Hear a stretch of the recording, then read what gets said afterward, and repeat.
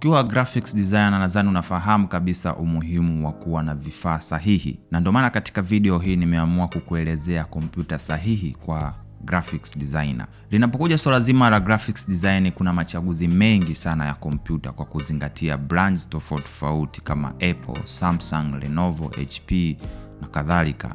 Lakini tunavyochagua kompyuta sahihi huwa hatuangalii brands, tunaangalia specifications ama sifa za kompyuta ambayo inaweza kuendana na matakwa ya software. Linapokuja swala zima la specifications, tunaenda straight to the point kuangalia vitu ambavyo ni muhimu sana katika kompyuta ya graphics designer, na vitu hivyo ni processor, RAM, graphics card, screen resolution ama tunaweza kusema monitor resolution, lakini pia tunaangalia na storage. Tukianza na processor ni sehemu muhimu sana katika kompyuta kwa sababu ndio ina process vitu vyote vinavyofanyika katika kompyuta. Ukipata processor yenye nguvu, manake pia inaweza ikaperform task faster na kwa haraka zaidi, hata zile ambazo ni nzito.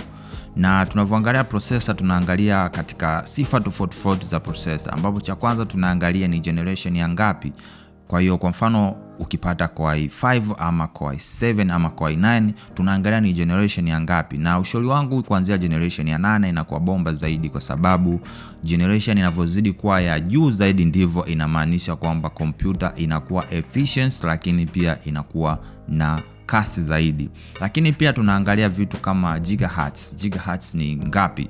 Kwa haraka lazima uangalie namba ambayo ni kubwa.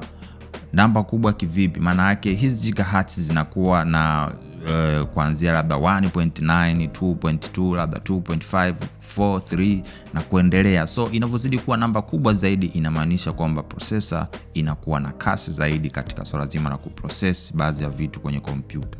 Lakini pia tunaangalia kitu kinaitwa core count. Maana yake hiyo kompyuta yako ina cores ngapi ama threads ngapi. Kwa hiyo tunaangalia mfano, unavyosikia kompyuta ina dual core, maana yake ina cores 2. Unavyosikia ina quad core, maana yake ina cores 4. Kwa hiyo jitahidi kupata kompyuta ambayo ina cores nyingi, na mimi ushauri wangu jitahidi upate kompyuta ambayo ina cores at least 6 na kuendelea. Itakufanya maisha yako ya swala zima la graphics design yawe super na bomba zaidi, hasa kwa wale ambao wanafanya sana exporting ya kazi nzito. Hapo ni kwenye swala zima la processing. Swala la pili ni swala zima la RAM. RAM ni muhimu sana kwenye kompyuta, na kwenye graphics designer na shauri jitahidi kompyuta yako iwe na RAM GB 16.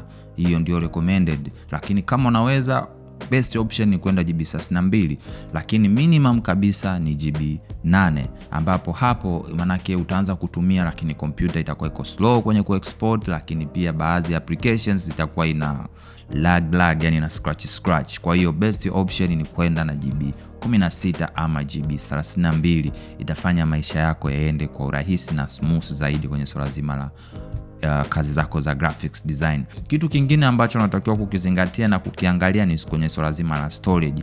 Storage maana yake ni sehemu ambako yanahifadhiwa mafaili ya operating system ama mafaili yako unayofanyia kazi, nikimaanisha software, exporting projects kama hivyo. Kwenye swala zima la storage, best option ni kupata SSD.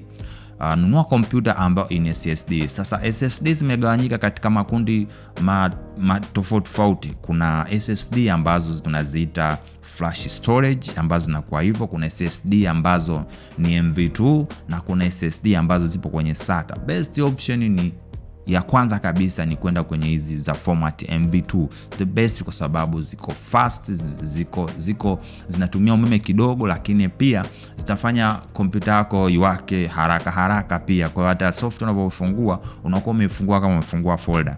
Tofauti na hapo, basi jitahidi uende kwenye flash ama uende kwenye SATA, za SSD ambazo zipo kwenye format ya SATA. Epuka sana kutumia hard drive, especially yani hasa kwa Windows. Manake unaweza ukafunga hard drive, lakini hiyo hard drive ukaitumia tu kama kustore file.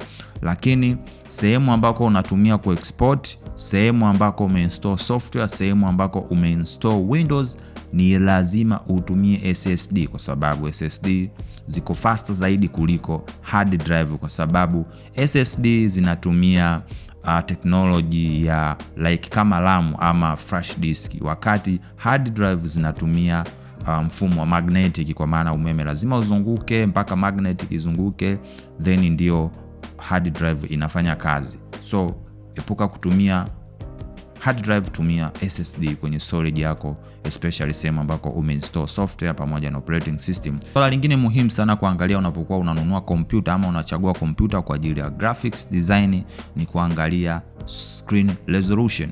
Sasa kwa wale wanaotumia laptop, screen resolution jitahidi pia iwe Full HD. Na maana yake Full HD ni nini? Ni 1920 pixel kwa 1080. Na kuweza kukagua hilo ni simple sana. Unachotakiwa kufanya, nenda kwenye properties, then right click kwenye desktop, kisha right click kwenye desktop, nenda kwenye screen resolution, ama angalia screen resolution kama vile unavyofahamu wewe. Ukienda pale utaona wamelisti vitu ambavyo unaweza screen resolution ambazo unaweza ukachange. Jitahidi ianzie 1080, yani maana yake 1920 kwa 1080, kuhakikisha kwamba kila kitu kipo sawa. Chini hapo don't buy, usinunue kabisa, kwa maana yake itakusumbua sana kwenye masuala zima ya kazi zako za editing. Tukija swala lingine muhimu tunaloangalia ni swala zima la graphics card. Actually graphics card ni processor, lakini ni processor ambayo inachakata vitu vyote vinavyohusiana na masuala mazima ya graphics. Hapo umenielewa? So ni muhimu sana kuwa na kompyuta yenye graphics card. Graphics card zipo za aina nyingi. Ushauri wangu ni kwenda na graphics card ya Nvidia. Kwa sababu gani? Graphics card za Nvidia zina technology ambayo ina environment, mazingira rafiki kwa ajili ya software zetu za graphics card. Software zetu za graphics design. Software zetu za graphics design. So ukinunua kompyuta hakikisha unaona kabisa ina logo ya Nvidia, lakini pia jihakikishie ndani ya kompyuta pia unaweza ukaona kuna Nvidia. Na kujua hivyo ni rahisi sana. Ingia kwenye Google, search Nvidia experience. Umeona, ukisha search hiyo software Nvidia experience, install. Kama ikigoma kuinstall, maana yake kompyuta hiyo haina graphics card ya Nvidia. So ukisha install hiyo software itakuletea hapa, itakuonyesha GPU yako ni ipi, na jitahidi graphics card kwenye hiyo kompyuta either laptop ama desktop hakikisha inaanzia 2GB na kuendelea. Lakini pia epuka graphics card hizi Nvidia GeForce GT 720, 730, 740, 760, 700 na kuendelea. Hizo graphics card ni kwa ajili ya playback, hazifai kabisa kwenye masuala zima graphics design. Sipo hapa kwa ajili ya kuumiza biashara za watu, lakini pia nawapa elimu watu wajue kabisa nini wananunua. Hizi graphics card zinauzwa sana Kariakoo na Posta kwenye maduka kule, zipo nyingi sana zinauzwa na ni very cheap, zinauzwa bei rahisi sana, lakini don't buy it. Zitakupotezea pesa yako na bahati mbaya hazisomi kabisa hata kwenye After Effects. Kwa hiyo usinunue hizo graphics card. Kwa hiyo hapo nadhani umenielewa. Option ya kwanza ni kununua graphics card, computer yenye graphics card ya Nvidia. Kama ukishindwa Nvidia, basi nunua graphics card za AMD Radeon. Nazo at least zinafanya kazi vizuri, lakini haziko bomba sana kama graphics card za Nvidia. Ni better option. So hapo nadhani umenielewa. Nimezungumza kwamba unahitaji kompyuta yenye processor nzuri, kompyuta yenye RAM ya kutosha kuanzia RAM GB 16 ama ukiweza GB 32. Nikatoka hapo nimekuelezea pia unabidi upate kompyuta yenye storage ambayo best option ni storage ya SSD hasa kwenye operating system. Lakini pia nimekuelezea screen resolution ambapo nimesema kwamba recommended resolution ni 1920 kwa 1080.